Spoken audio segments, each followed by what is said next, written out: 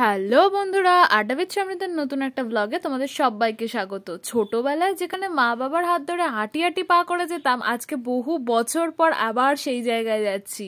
কি যে ভালো লাগছে, কি বলবো আর।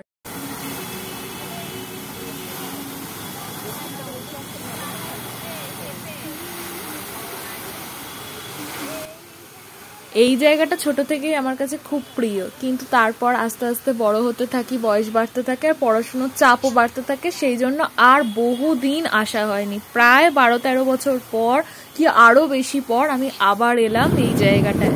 ছোটবেলায় এসে ঠিক যেরকম এনজয় করতাম, এখনো কিন্তু ঠিক সেই রকমই এনজয় করছি। খুব ভালো লাগছে এখানে ঘুরে বেড়াতে।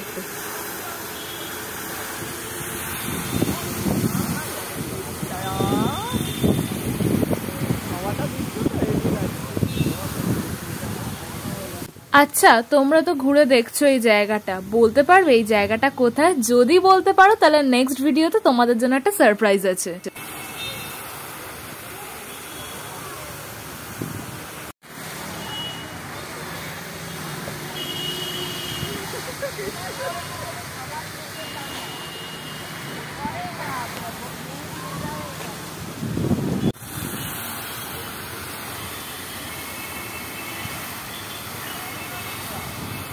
ভালো লাগছে।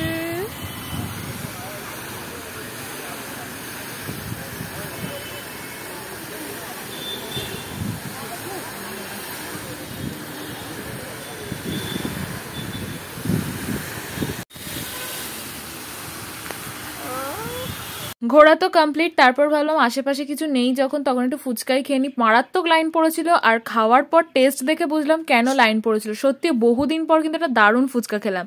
তারপরে বাইকে করে চলে এসেছিলাম এইখানে, কিন্তু বিশ্বাস করো এই মন্দিরে না ছোট থেকে আমি কোনোদিনও যাইনি, কিন্তু কি মনে হলো যাই গিয়ে একটু দর্শন করে আসি। আর নামতেই না ঠাকুর মশাইও ওখানে ডাকলেন, ডেকে আমাকে টিপ পরিয়ে দিলেন, পুজো দিয়ে দিলেন আমার নামে, আর আমাকে একটু শান্তির জলও দিয়ে দিলেন। জানি না, হয়তো ঠাকুরের আমার কাছ থেকে পুজো নেওয়ার ইচ্ছা ছিল, সেই জন্য এইভাবেই নিয়ে নিল। আর তারপরেই দক্ষিণা দিয়ে আমি একটু পুরো মন্দিরটা ঘুরে টুরে নিয়ে নম করে নিয়ে চলে এলাম হচ্ছে এবার সবচেয়ে আমার প্রিয় ঠাকুর শিবুদার কাছে। চলো তাহলে এবার বাড়ি যাই, আর ফেরার পথে কিনে নিলাম দুটো আইসক্রিম। আজকের মতন এতটাই। ভালো লাগলে like, share and subscribe. Tata.